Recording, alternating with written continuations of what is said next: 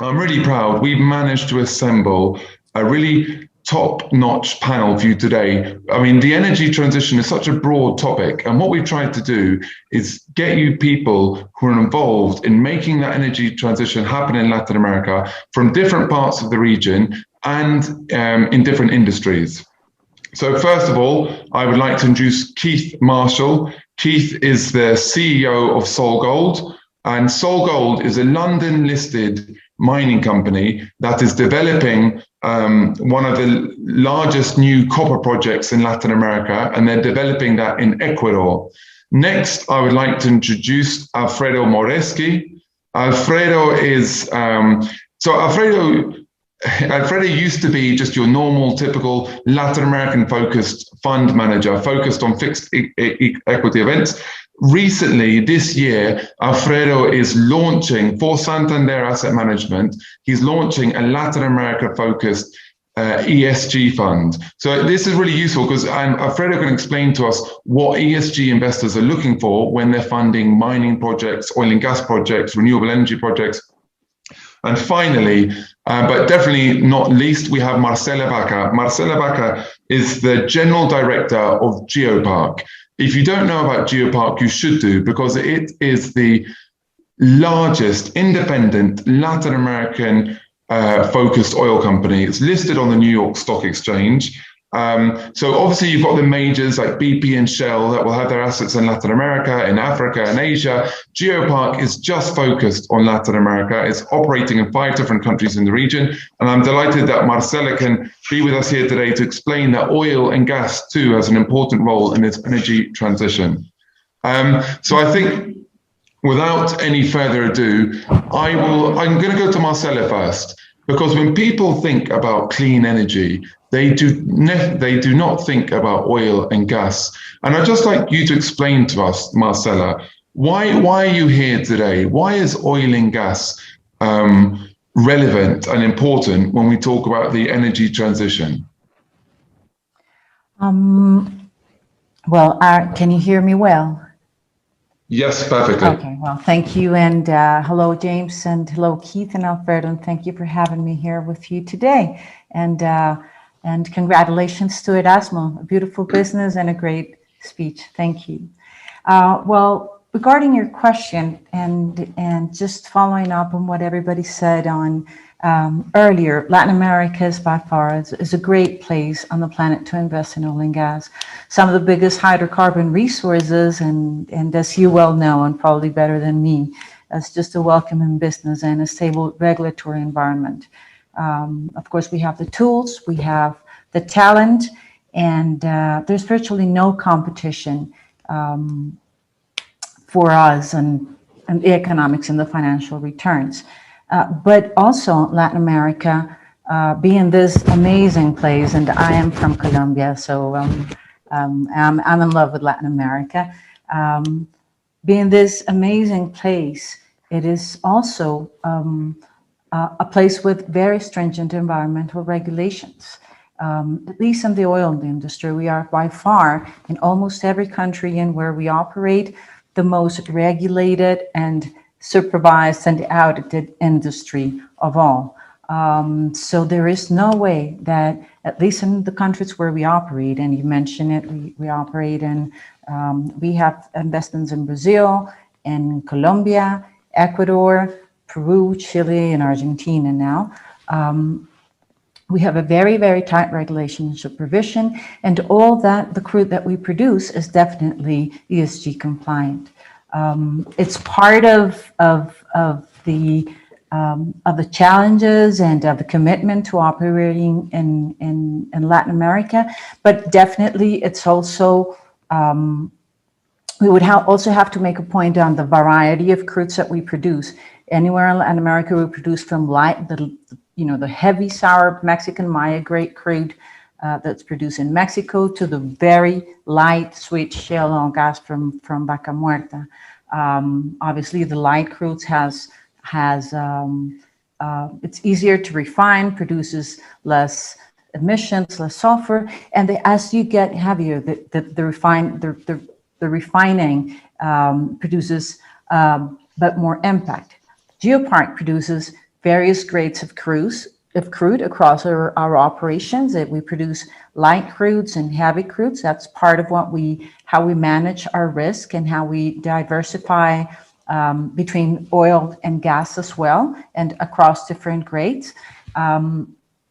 In Colombia, the Vasconia, the mix that is mostly sold is the Colombia Vasconia grade. And I talk about Colombia basically because 80% of our production comes from our 23 concessions or blocks in the Colombian basin. So a great deal of our production is medium gravity, which flows through the Colombian Vasconia grade. This quality, which is traditionally sold in the U.S. Gulf, has also been sought after by buyers across the region, and it is a very good replacement for the barrels that are missing from Venezuela and arising from other OPEC cuts and so forth. We expect this crude quality, the quality that we produce, and and all of our basket to continue to be valued in the market. And as you mentioned, in the context of the energy transition, as the crude demand shifts from consumer transportation and gasoline, because in the short term, in the medium term, you would expect countries and public policy to be enacted to promote EVs, then the crude demands, we believe, would move more towards those sectors that are a bit more difficult to electrify, like the air transportation, like the petrochemicals.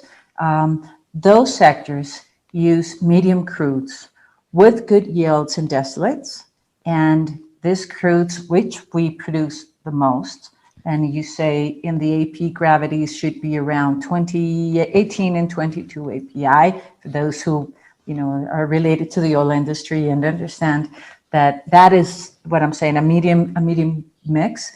Those medium crudes with the yields and distillates should continue to be valued by the market versus very light crudes that yields high portions of gasoline.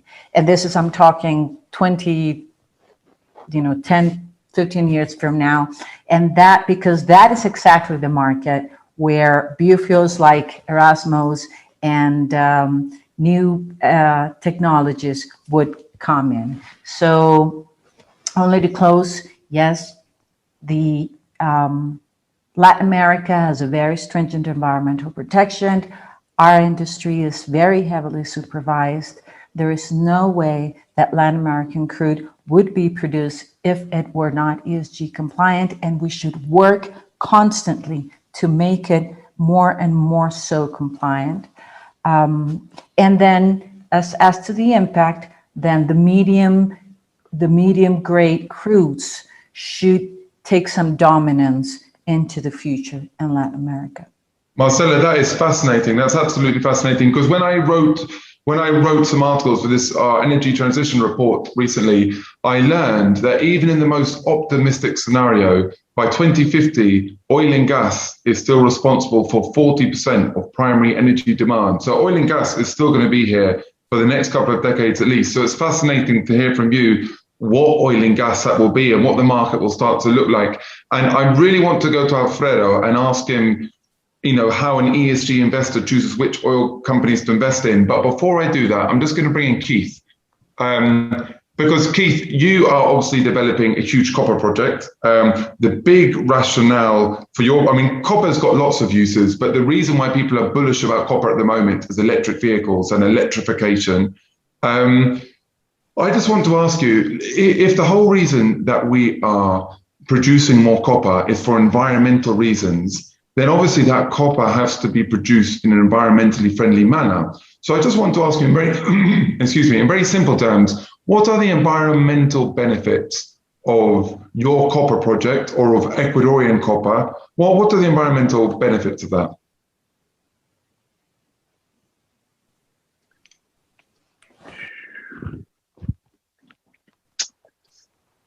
The environmental benefits of the Alpala project are basically we're in the process of developing the project, So we're in a study stage. We're looking at what we call the pre-feasibility study stage. And that basically means that we're at the start of the development of the mine. And that means that we've got a chance to look at all the developing technologies and all the different energy sources. And we can try and set ourselves up to be operating in hopefully in the next 10 years in the most environmentally friendly way.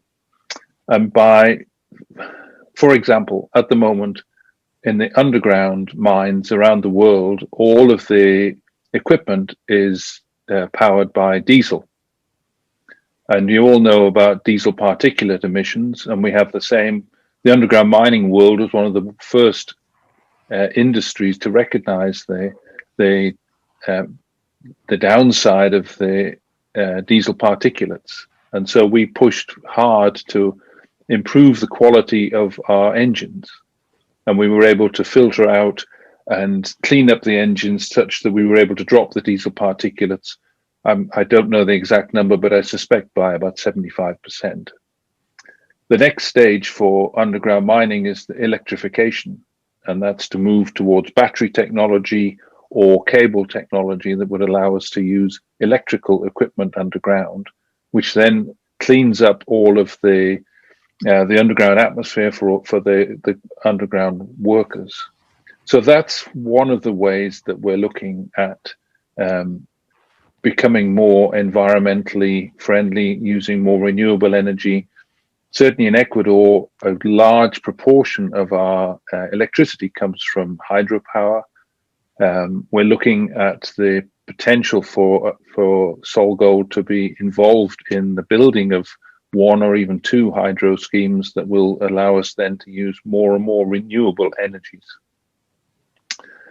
So how are we going to help? I think I look at us as being, as SolGold and the mining industry being, number one, the supplier of as the green metal of copper for renewable energies. I see her as a taker of the new technologies and helping develop those new technologies or applications in the underground sense and in the processing sense. And then I see us as being investors in the renewable energy sector in Ecuador for more hydropower. So that in a nutshell is how we try and encapsulate the opportunity that we have as SolGold for developing what I certainly hope will be one of the most environmentally friendly mining operations in the world. That is perfect. Thank you, Keith. And it's funny, some of the techniques that you mentioned there, such as electrification of certain parts of the operations, I believe also happen in the oil industry and also happen at Geopark. And this allows me to go directly to Alfredo. So look, Alfredo, we've got two extractive industries here in Latin America. When you're choosing which firms to invest in, and for your ESG fund, how do you choose which mining companies or which oil and gas companies you can honestly say, yes, I can invest in them because they fulfill my criteria as an ESG investor? Let us into that decision-making process. Of course.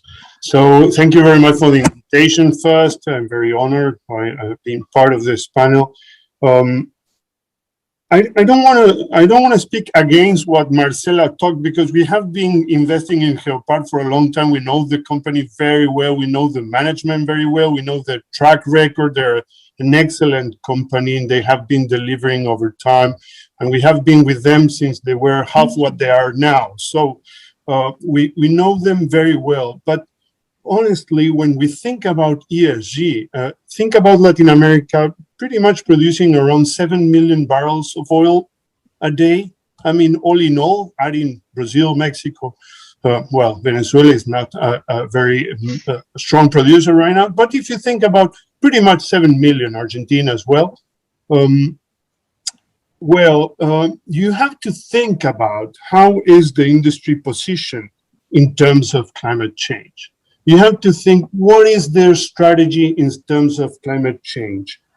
And we need to look for a benchmark as everything. So it's good sometimes in Latin America that we come to the market a bit later, because we have, like, the world has been moving and has been setting some sort of benchmark for us to somehow relate and understand where we are. So if we look at the majors as a benchmark, and we look at how they have been acting in terms of climate change mitigation and adaptation, we have seen mainly three pillars. And these three pillars have been investing in renewables first. So the majors have been one of the most, I mean, the strongest investors in renewables. We have to keep this in mind. Second, they have been developing clean hydrogen as an alternative. And third, they have been acting in a process that I don't want to judge too much because I have some reservations, but it's true that it also adds to the clean energy landscape, which is carbon sequestration. So these three pillars somehow are the credentials that the majors are showing in the oil and gas industry. I tell you exactly what is that we have seen in the developed markets that we are really missing in Latin America: a taxonomy.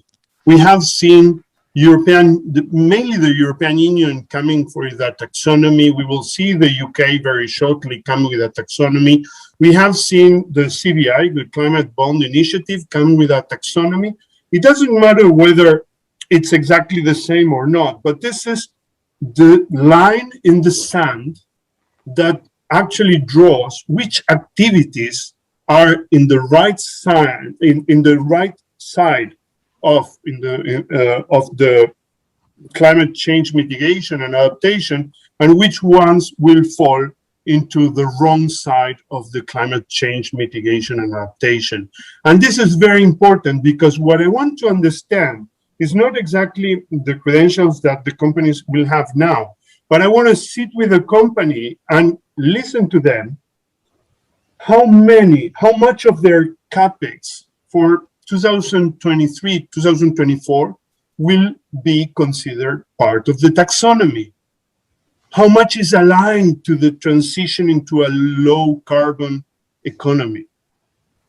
But this is what we need. So if they have, for instance, if I'm sitting with, and then we go to the next issue that is very relevant in Latin America, and part of the panelists part of the attendees have been asking as well about the sovereign policies. Well, this is important because in Latin America, we have, if we talk about this 7 million, most of the 7 million is in the hands of national oil integrated companies. So it's really companies owned by the nations. But still, it doesn't mean that they have not been moving on the right direction. There have been some movement, which is very, very welcome. And one of the examples of I want to talk about the good examples. I'm not going to pursue, punish the bad guys. There's always bad guys and good guys. Let's listen to the good guys.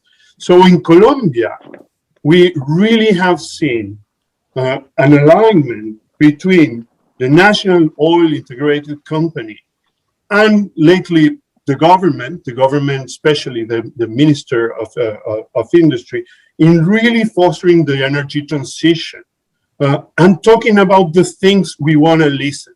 So if, James, you ask me, what are the things you ask? Well, this is the kind of things we want to listen to. What are you doing in terms of renewables, in terms of fostering and changing your matrix, your national matrix? And Colombia has been doing a lot. And this is very interesting. Then we could discuss whether there is the ambition is sufficient or not. But I think that the direction of trade is this one. It's very, very clear. And it's so Alfredo, sorry to interject, but when you, just for our attendees, you're talking about Ecopetrol, the Colombian national oil company. Yes. And they're your example of the kind of a good example of a Latin American oil company that's heading in the right direction. Absolutely. Absolutely. And all the metrics, also comparable metrics that I can support from a quantitative point of view, are also showing the same path. Well, Alfredo, before we move on to mining, because I want to ask you the same question about mining, before we do, let's give Marcela a right of reply, or not even a right of reply, but Marcela, what are your thoughts on that investor perspective? I completely agree with Alfredo, and it's good to see that you know us very well, so you know that what I'm saying is absolutely true. But yes, Latin America has been lagging a bit in aligning governments into climate change initiatives, and now it has. Colombia particularly has a very clear alignment between national companies, government commitments, international commitments, and now the private industry. And in the private industry, we, as let's say the biggest, the largest operator in Colombia, private operator in Colombia, we have aligned ourselves with the government metrics in doing a lot of things, like, for example, reducing our carbon footprint and changing our fuel. We changed from diesel to gas. Now we're changing to electrification as we meet the national grid, which is 60% sourced with renewable energies. Then we build our pipeline, which manages the transports like 80% of our production in reducing all the trucks that we use. You can imagine the amount of trucks to truck nearly 70,000 barrels, 45% of which is ours. And then we have already set ourselves for this year to establish our decarbonization strategy. So, like in the sense that Alfredo is saying, the industry should be able to start measuring itself vis-a-vis what not only investors, but what the governments are expecting from us and what consumers are expecting from us. So we should be able to demonstrate with numbers what is a real commitment. We are a fairly young company, so all these measures have to be the right size for us. I think it would be far-stretched to say that we are going to get into, investing in renewable energies like the majors. In fact, it is the space that the majors are living behind and the kind of projects that are becoming a niche for independent companies like ours. But what is the challenge? The challenge is that companies like us be able to do it cost efficient, be able to do it clean, and be able to do it what we like to say, kind. We have to be ESG compliant. So if we are cheap, clean, and kind, I'm sure that we can take that space that the majors can have been leaving behind and provide the energy that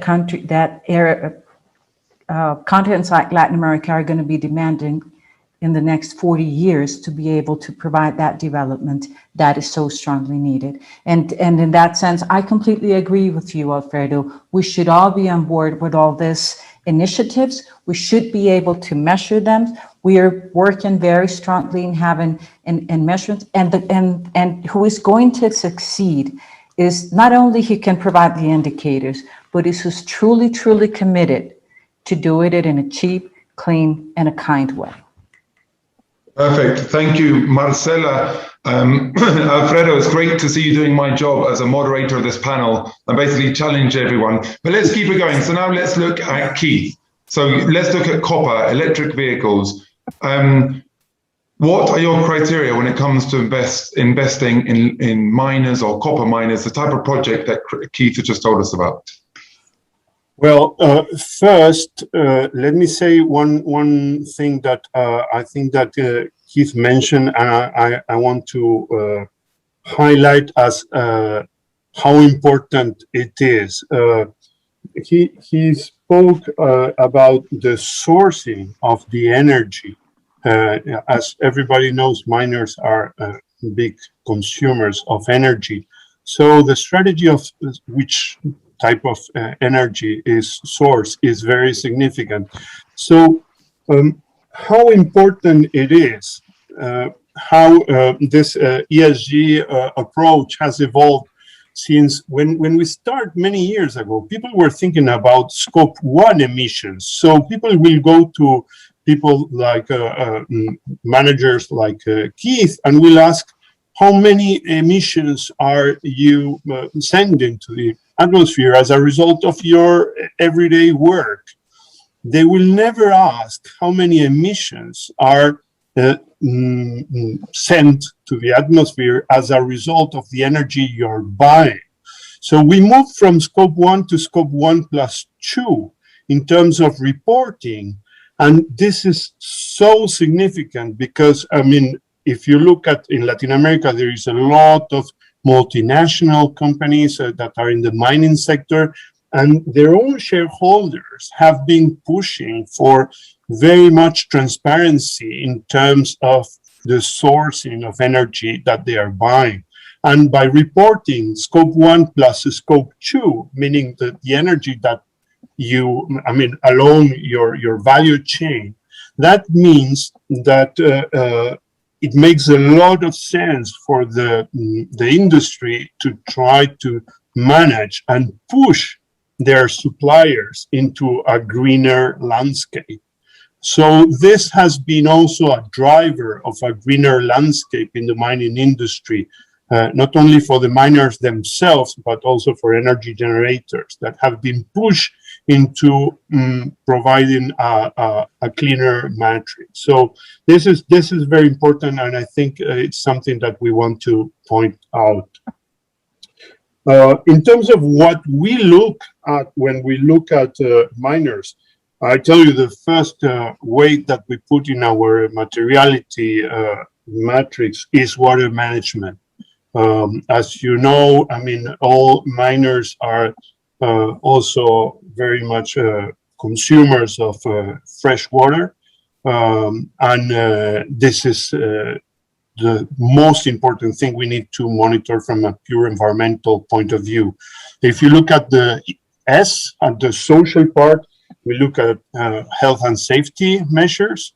And if you look at the G part, I mean, we look at the board, the way the board is composed, business ethics and corruption. As you know, I mean, it's every industry that has a close relationship with state agencies has to be monitored on that side.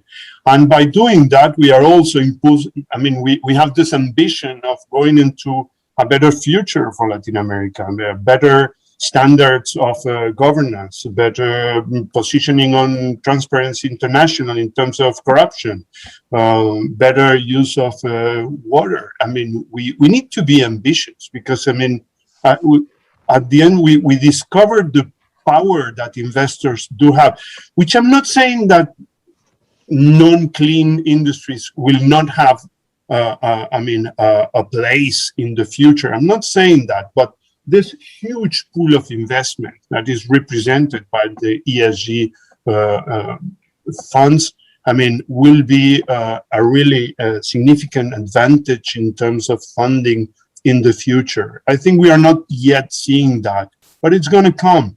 We're going to see very much, I mean, a differentiated pool of investments, and the cost of them will be very, very different for the cost of funding for the company. Perfect. Thank you, Alfredo. And that's what we need, right? Strong financial incentives are what's going to drive the energy transition. Look, we've got a couple of questions come through from the audience, so I'm going to ask them now before getting back to my debate. And I'd just like to say to anyone watching, please send through your questions in the chat. Please tell us your name and your company. So Marcela, we've got quite a technical question here. Okay. Do you see heavier crudes becoming stranded assets as the market shifts to medium crudes, as you suggested? It is a possibility that really extra heavy crudes might pose a problem because of the abundant use of water and the likelihood of limitations in the market. Fortunately, that is not in our basket of crudes. It may be, but it also, as I explained, those heavy crudes have very high yields of distillates that will be needed in those industries that will not be easily electrified. So there is going to be something like a tension, I guess, between making that production sustainable and feeding a market that will still need some of those heavy crudes for refineries. But yes, those heavy crudes become largely, not only because of production, but also because of transportation. It just becomes more and more difficult to produce.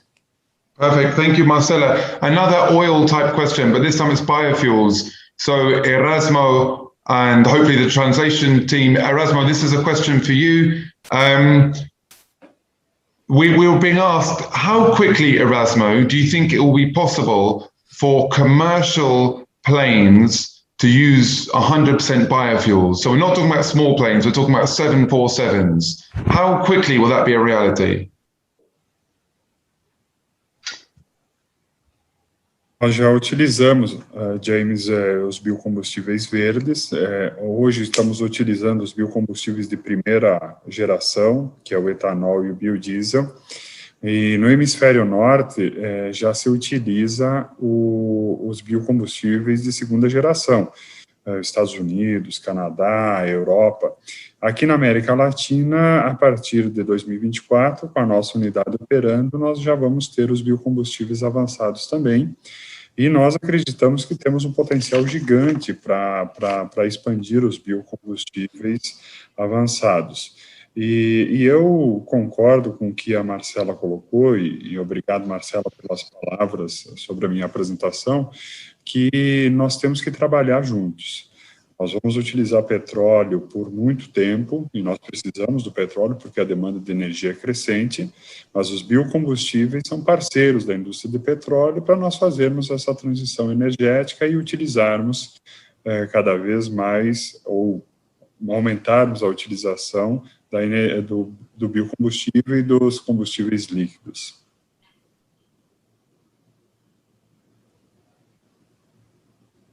This is great to see business being done on this panel. But Erasmo, just to clarify something, and forgive my ignorance.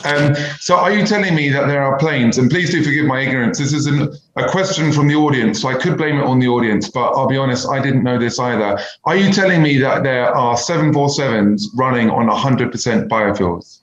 Or is it a mix of biofuels with jet fuel?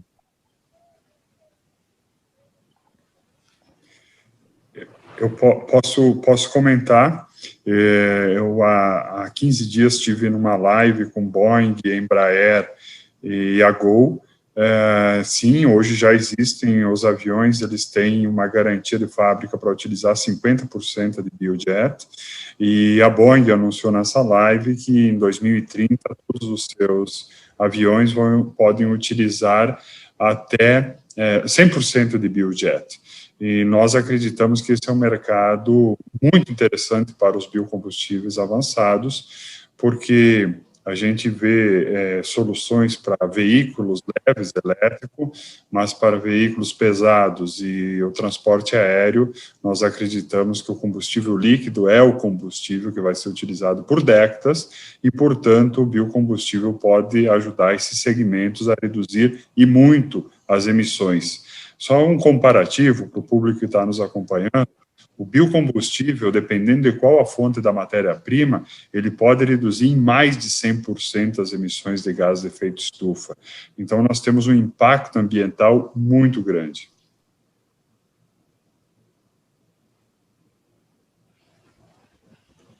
Excellent. Thank you for that, Erasmo. Keith, we've got a cheeky question for you, which I wouldn't ask myself, but in this particular moment, I'm just acting as a conduit for the audience's questions. And so a gentleman has asked, because Keith, you're the interim CEO, and this gentleman has asked, do you plan to continue in the role? If the job was offered to you, would you continue in the role? I've been involved with SolGold now for about 3 months. It's a fascinating company. I'm very interested in the work of the CEO, but I think I actually support the company better using my technical expertise to help with the mining side of the company. And I think a more rounded person with more financial and investor experiences could probably make a better job in the CEO role. So we are looking for a replacement. The board and the company and the investors seem happy in me as an interim, but from my point of view, I think that a handover in the next 3 to 6 months is probably the best thing for the company. Perfect, thank you. Well, look, that's that section of audience questions. We are going to continue fielding questions from the audience, so please keep them coming. Now moving back to my questions, Keith, I'm going to stick with you for a bit. So I am actually, as fate would have it, I am not sitting in London, I am sitting in Ecuador, just exactly where you happen to have your project. And I've noticed something in Ecuador, which I've also seen before on my trips to Colombia, and is pretty much true throughout the region. It's the following. Everybody, if you ask anyone on the street in Ecuador, they would be in favor of electric vehicles, less pollution, renewable energy. People love all those sorts of themes. Then if you say to them, great, I'm going to build a mine, half of them want to chop your head off. Like sorry, I'm being a bit flippant, but the anti-mining sentiment here is quite strong. So there's this kind of paradox where everybody wants these projects, and I'm sure the same applies to Erasmo. I'm not so, there is some opposition to biofuels where people assume that you're cutting down the rainforest or you're taking away food supplies. I'm sure similar stuff happens with geoparks projects, but specifically, Keith, with you, there is this paradox, this disconnect. People want electric vehicles. Lots of people don't want mining projects. My question is, what do you as an industry have to do, especially in Latin America, to change that, to convince people? And it's really relevant in Ecuador, because why are mining companies going to Ecuador? Because Ecuador is undiscovered. Ecuador doesn't have a large formal mining industry. All of the new exciting discoveries, they're not going to be found really in Chile or Peru, which are more established. You're more likely to find them in a frontier jurisdiction like Ecuador. But the trouble with frontier jurisdictions is that they don't have a strong mining culture, and therefore they're against mining projects. So this isn't just a one-off in the case of your project. This is an inherent structural paradox that we are facing. What can the industry do to convince the good people of Ecuador and Latin America that we need these projects? That's a very, very good question. It's a question that I've been battling with for the 40 years that I've been involved in the mining industry. And I don't want to give a flippant answer, but my initial reaction is the mining industry needs a Poldark effect.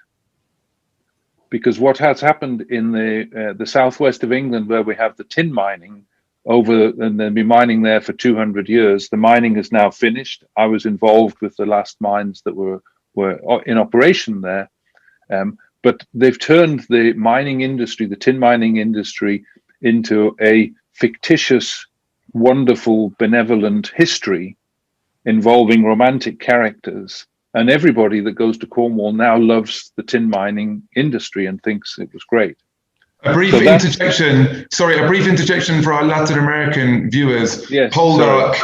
Quickly Google Poldark. That's a great thing about these events. You can Google Poldark and you'll see what Keith is talking about. It's a TV series in the UK with a very handsome male role and lots of romance. But please continue, Keith. Yeah. But we don't have a Poldark in the mining industry, and what we've been trying to do in the mining industry, and to a certain extent, we're our own worst enemies, because we keep having tailings disasters and we keep having incidents in the mine. All we can do is try and demonstrate the progress that we've made over the last 20 or 30, 40 years. Some of the mines that we have now, our streets are way, way ahead of the mines that we were running 50 years ago from the environmental impact point of view. Alfredo talked about the water usage. And I just want to correct one thing that he said, because he said we're a great consumer of fresh water. And the reality is that most mines in the world don't actually consume water anymore. They recycle the water. The water eventually goes to a tailings dam, and then it's returned to the mine, to the dam facilities. And we do our best to reduce the usage of the water. Then we've got to try and demonstrate the economic benefits that mining and the oil and gas industry can bring to the country.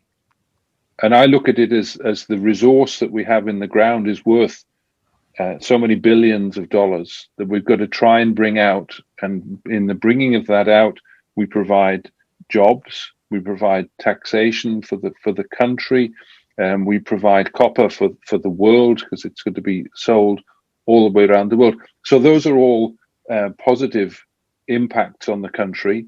And then we will inevitably have to move some material. That's the nature of the mining. And we're going to have to store that material. We have to demonstrate that we can move it and we can store it, creating the least damage possible. And that's a story that we have to get out to the world. And that we are compliant with all of the ESG rules and regulations and governance. And from a SolGold point of view, our two major shareholders, BHP and Newcrest, and then our third major shareholder is BlackRock. And those three together make up over 30% of our shareholding. And those three are the most vociferous pursuers of the ESG aspects. So they're insistent that we have good governance.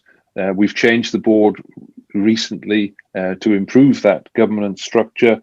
As far as the safety aspect and health of the working environment, we've improved that enormously. We would basically the mining industry, which used to be one of the worst or the most unsafe places to work, is now much better than the construction industry, for example. So the league tables, we've moved down the league table of from a health and safety point of view. And so we've just got to use our opportunities like this to try and persuade and demonstrate people that if you've got a resource like we've got in Ecuador, we would like the opportunity to develop that resource, but we want to make sure we do it in conjunction with the government and in conjunction with all of the regulatory authorities involved in the country. And even if that means operating in, as you described, a frontier area, we bring in partners that can work with the government and try and give them some understanding of what the mining industry is all about. Did that answer your question? No, that did answer my question. And because you're describing the fact that you can have these excellent, responsible, clean mining operations, but if people don't understand that and don't realize that, then you've still got the challenge. And I just want to tie in here with Marcela, because the oil industry is more established. Let's say in Ecuador, the oil industry is a lot more established than the mining industry. And Marcela, I just want to ask you about the impact of oil and gas operations on the fiscal side for governments in Latin America. So as I said, I'm sitting here in Ecuador. There was a first round of presidential elections about a month ago. And one of those candidates, he was basically saying that he was going to shut down the oil industry. He was going to stop oil. And people said to me, it's just not possible because of the pandemic.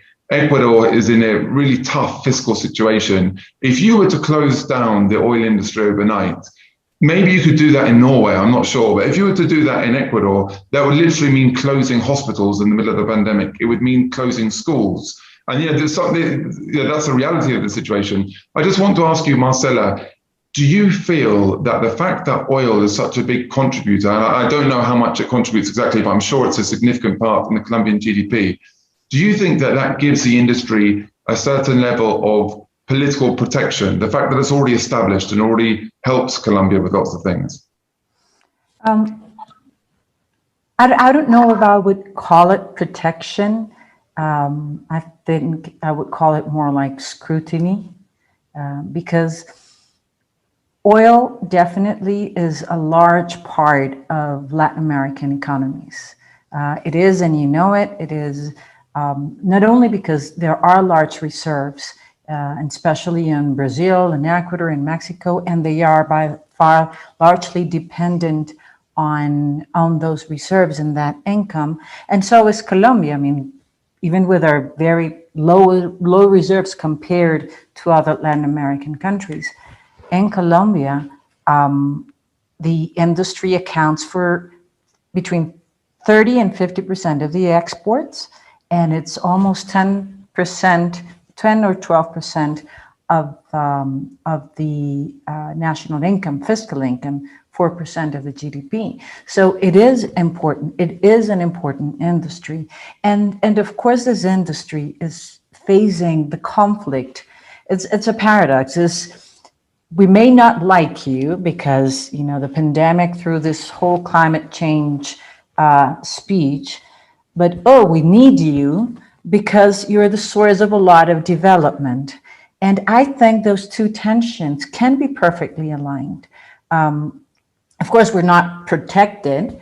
We're going to be under a lot of scrutiny. And because we're largely dependent on the reserves, more so or less depending on the country, and more so or less depending in GDP, well, there is a political interest in, sometimes it's the interest because it's a populist speech, sometimes because it's truly environmental.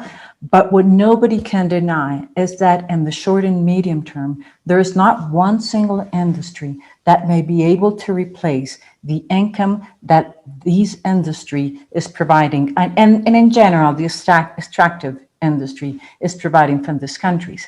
Latin America was largely hit by the pandemic. I mean, we stepped back, I guess, at least 10 years of development. So this is not the time to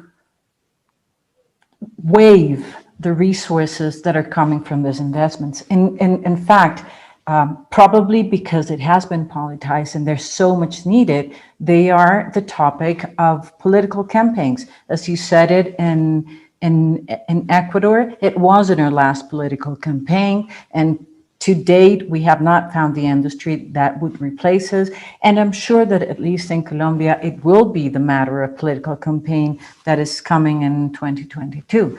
So we'll see what happens in Ecuador, where we have two projects by the end of April. That would definitely, we're seeing it in Mexico. 2 weeks ago, AMLO just declared that they will not be signing more contracts to private investors. So yes, it is politically driven, but that only remarks the importance of such resources for the country. I believe that we cannot waive the industry. I believe that Latin America, as you mentioned, we have 20% of the reserves in the world, 10% of the population, and as you mentioned, our demand for energy in the next 40 to 50 years is going to grow by 80%. So I think that we're here to stay, and it's not a matter of whether there is or not oil industry. It's a matter of how that crude is extracted and how we can demonstrate with indicators, and hopefully Indafra is going to understand this, speaking the same language, because we have so many ways and so many indicators to measure our performance. If we could align it, if we could all speak the same indicators, and we should all, let's say, target to the same place, I'm pretty sure that the oil and gas industry will be environmentally friendly, socially contributing, and providing all that energy that Latin America needs for the development. There is millions of people that should be moving in the next 40 years from poverty, out of poverty, and so many more people moving to middle class. That is only achieved through energy. And that's a responsibility of Erasmo and Keith and even the banking system and us to provide that safe energy for Latin America. Perfect, Marcela, for such a comprehensive answer. In theory, this event was meant to have finished 8 minutes ago, but we're still getting lots of questions coming through from the audience, and it's an interesting conversation. So if the panel have no objections, I think we can carry on. There's still lots of people tuning in. There's lots of people asking a question. So it's such a broad topic. Look, I'm going to field some questions now from the audience. Firstly, Alfredo, you have an admirer. Someone's thanked you for challenging the industry to strive for better standards. So, but there's also some serious questions. Keith, what KPIs are used to report progress on green strategies? Very, very briefly, obviously one of the key measurements that we take is we look at the costs. That's been the focus for the last 100 years in the mining industry. But what we're developing now are measurements of for example, the quantity of energy that we use to produce a ton of copper. So the kilowatts required to produce a ton of copper, the quantity of water that we use to produce a ton of copper. And that would then translate into some form of a carbon measurement per ton of copper. And when we've got those indicators, then we can start to manage much better the overall process and get a good understanding of that process. And a follow-up question from the same person, I think her name is Rocio Salazar. She asks, how do mining companies prevent water pollution from discharged mine effluent and seepage from tailings and waste rock impoundments? Yeah, it's all about capture. So we would build, wherever we build the mine and the facilities, then we will build a water capture or water catchment area around that facility. And that water then is picked up with a pump and taken back to the central reservoir that we would have for the water. And then ultimately at the downstream end of all of the mining operations, we'd have what we call a water treatment plant. And the only water that would be discharged from the mining operation would be water that went out through the water treatment plant. Perfect. Thank you for that, Keith. I'm going to now move to Erasmo. Erasmo, somebody's asking, a lady called Margaret de Baez is asking, is ECB or BS Bios listed on the London Stock Exchange? I know the answer to that is no, but perhaps something for you to think about here. There seems to be investor demand. And a follow-up question for you, Erasmo. Somebody else, Daria, is asking, how do you evaluate support from the Brazilian federal government in the development of green projects such as yours? So basically, they're asking, do you think you're getting enough support in terms of legislature, taxation, and subsidies in Brazil?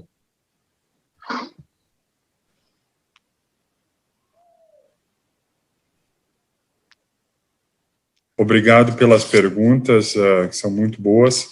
A ABS Bios ainda não está listada em bolsa. Nós estamos sendo, nos últimos anos, muito assediados por banco de investimento para fazermos a abertura do capital. Aqui no Brasil ou fora do Brasil, nós estamos estudando e talvez em algum momento a gente acesse o mercado de capital.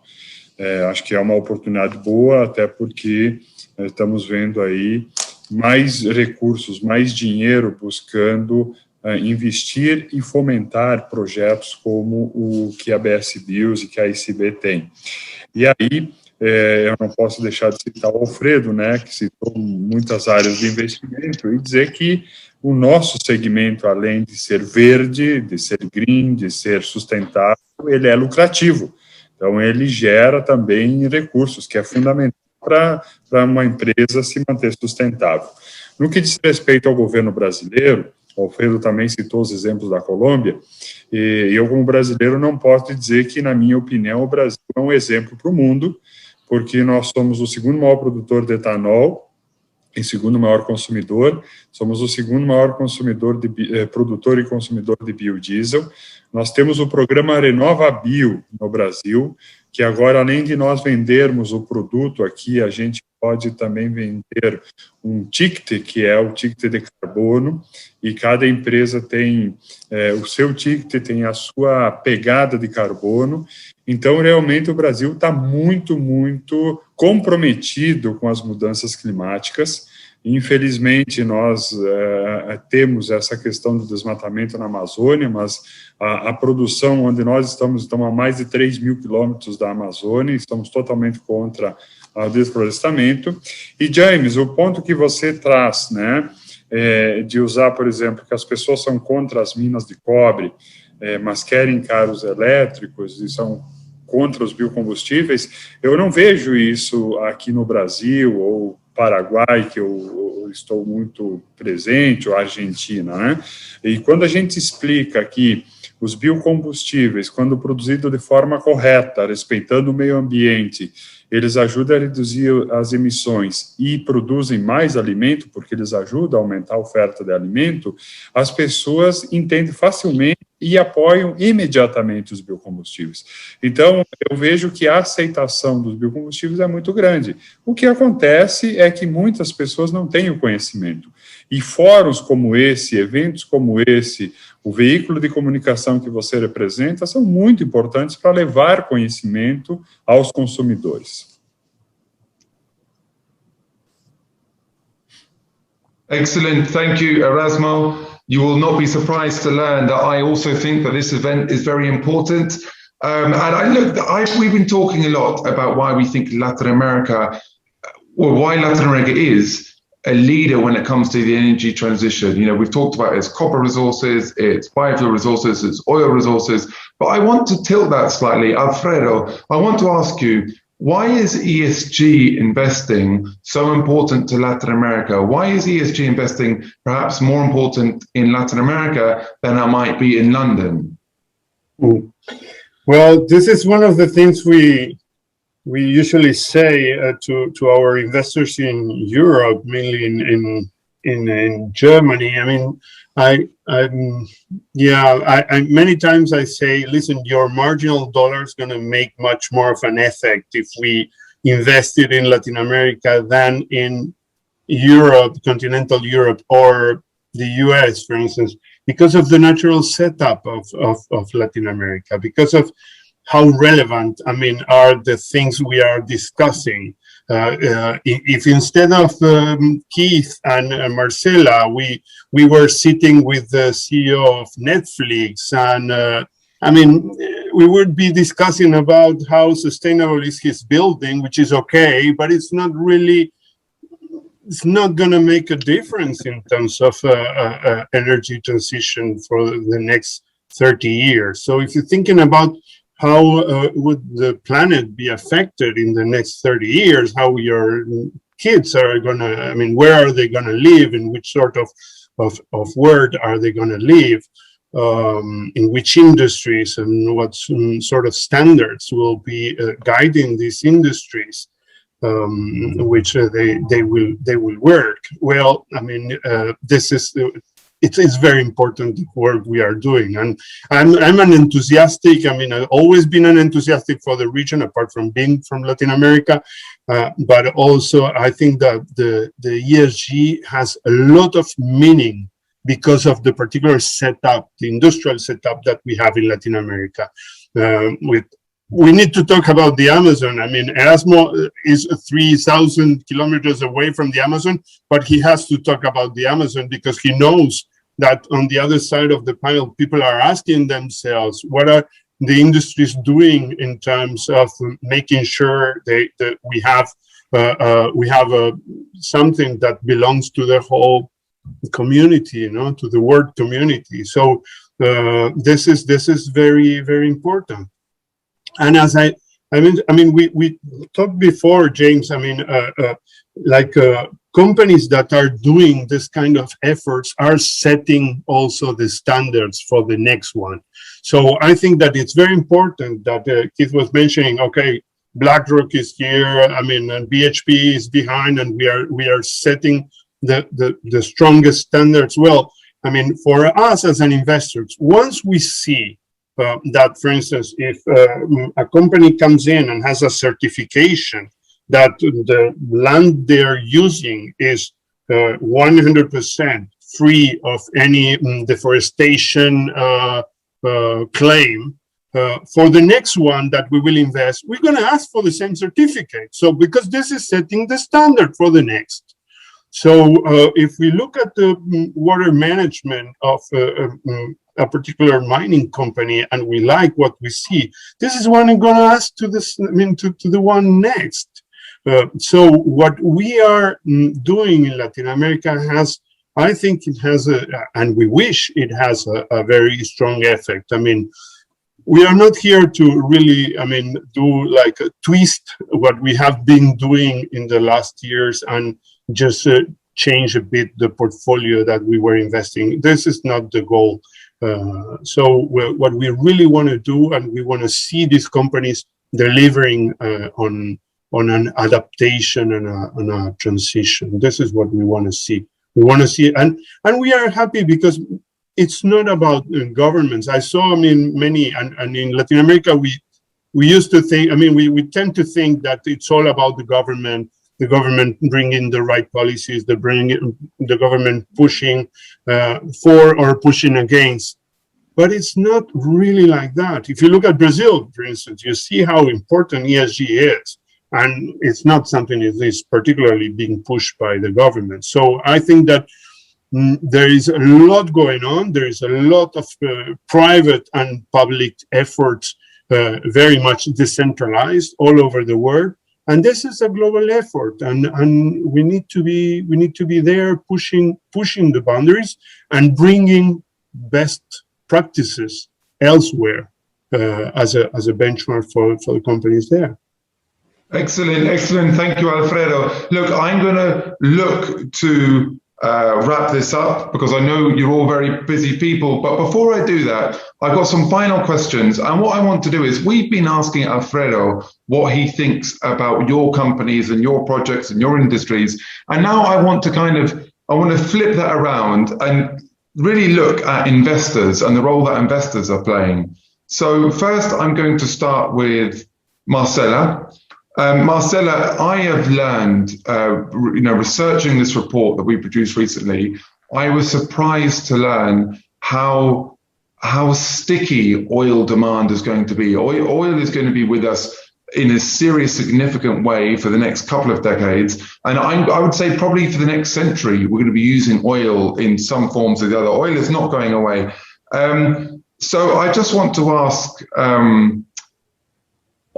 ask, do you think, Marcela, that investors, generalist investors, not oil investors who are specialists, but generalist investors, do you think that they understand that? Because you read all these articles saying that oil is dead, carbon is being replaced by the electron. Do you think that investors really get the full picture? I wonder if people are carried away by all this talk of clean energy and they don't realize that oil is with us for the next few decades. What do you think? Do you think the investors understand that? And is it hard to sell that to investors? Is it hard to convince investors of that? I believe, and I would support Alfredo's point here, that everybody thinks oil is dead, and it isn't at all. But it takes some in-depth analysis to realize that we're going to be here in the long term. And everybody probably thinks that the solution is just running away from it. But because consumers have such power today and investors have such willingness to participate in reducing climate change, I would, if I were Alfredo and if I'm IA, I would tell investors to stay, because investing in this industry is the way to influence it. If you run away, if companies just have to go out of the stock market, probably they'll do whatever they want. But having investors that care for the environment and having directors that represent those interests and having consumers know that they're represented their interests are represented, and the way we do things, it is the way to influence this industry and to influence positively in climate change. So my first answer would be, don't run away, stay with us. Stay with us, because by staying with us, you're going to make a difference. And because we're going to be, of course, we welcome scrutiny. We welcome that scrutiny because we are confident that this effort in changing and improving standards and creating metrics and really live sustainability from within, which is what we do. And probably Alfredo, you know us, we have SPEED, which is our value system. It stands for safety, people, environment, and development. So that is our ESG principles. And within those principles, we deeply encourage everybody in the company to truly believe that we're making a difference. So it's not just indicators, it's not just investors, it's really living from within. It's really convincing every employee that we can make a difference, and we will, within our own industry, in our business, but we're going to make a difference. So I will tell investors to stay and further read our reports. We're currently reporting under the GREE methodology, and we're eagerly waiting for the metrics to converge at some point. I believe it's IPIECA. And there will be a space for independent producers as majors step out of this business. So as independent producers, whether public or private, will have a definite role in making Latin America develop and in protecting our environment. Excellent. Thank you. Thank you, Marcela. I'm going to put a similar question to Keith, slightly different. Keith, I've learned a lot during this research of how it's basically getting harder to find new copper. So a way to put it is that if we were to convert every single conventional car or truck into an electric vehicle, we would have to use every piece of copper that has ever been discovered. That's, in an insane amount of copper. The world is going to need lots of copper. So that requires new projects. And because we've used a lot of the easy copper projects, that requires perhaps slightly more complicated technical projects. And I'm thinking here, of course, of Alpala, which uses a block caving method, which can take a bit more time, which can be a bit more complicated. It's underground. It's in a frontier mining jurisdiction. My question is, do investors, car makers, politicians, when they make these grand promises to be carbon neutral in 2050, do they actually understand? Do you think they understand the technical difficulties that involves? I know if you look at your project, there might be slight delays to the pre-feasibility study, and that's because you're dealing with a complicated project. Do you think the investor community understands and supports that? Great question, James. Ultimately, it boils down to price. The mining, yes, the mining world has produced an awful lot of copper over the last 200, 300 years. Basically, that's been in the form of open pit material. Basically, that takes us down about a kilometer in terms of the Earth's crust. So talking purely technically, we think we can operate mines down to 4 kilometers deep. They've been doing that in South Africa.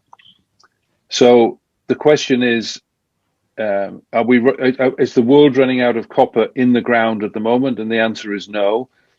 But it's going to become increasingly hard to find, and it's going to become increasingly challenging to mine because, as you say, as we go deeper, it gets more technically challenging, and ultimately, unfortunately, that's going to reflect back to the consumer in terms of the price per pound of copper. So I would expect to see over the next 10 to 15 years, and the mining industry has been saying this for a long time, that the output from the open pits is going down, and the output from the underground operations is going up. Do the investors and the politicians understand that? No, not really, because they don't have the insight into the mining the overall aspects of the mining industry. I always think of the politicians, and I don't want to be critical of them, but they tend to think in shorter cycles. They're looking at the next 3 to 4 years, because that's when their next election's coming up, and they want to remain in power. Whereas we in the industries have to be, the Alpala project is going to be a 50 or 60 year mine.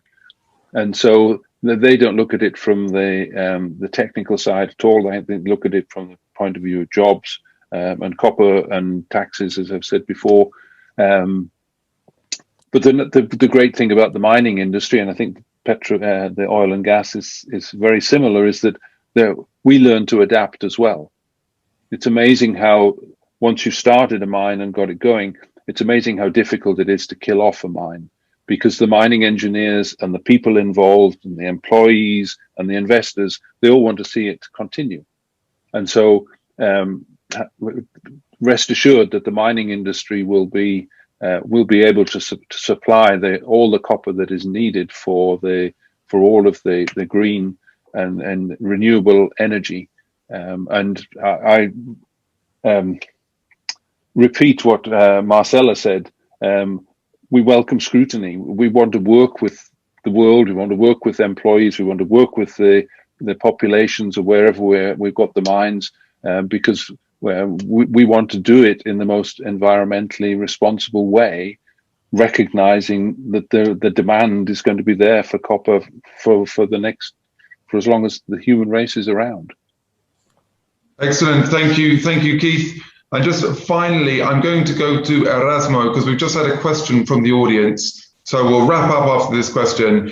Erasmo, a gentleman called Kit Hobkirk has asked, with the UK government declaring its intention to phase out diesel cars, how receptive is the UK government to biodiesel? So that's Kit's question. And I would just like to ask you, can we expect biofuel produced by ESB to be sold in the UK or available in the UK anytime soon?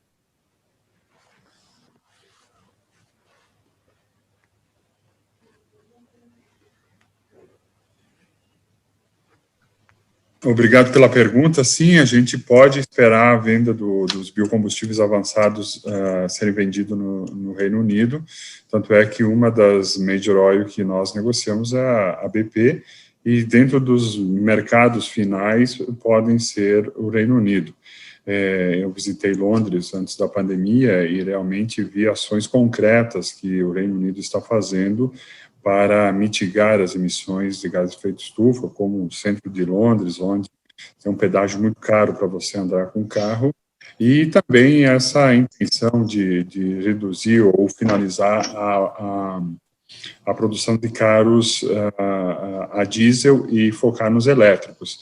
Eu vejo que, e por isso eu falei de transporte antes, né? Eu vejo que os biocombustíveis, no nosso caso, eles vão ser muito utilizados para transporte de pessoas e de cargas, principalmente transporte público.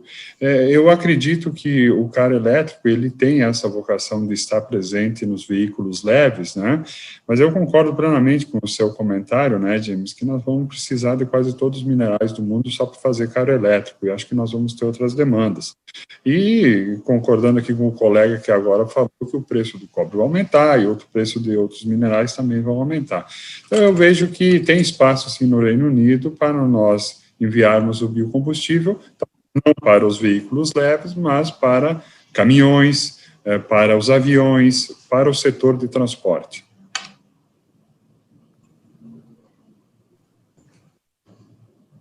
Excellent, thank you.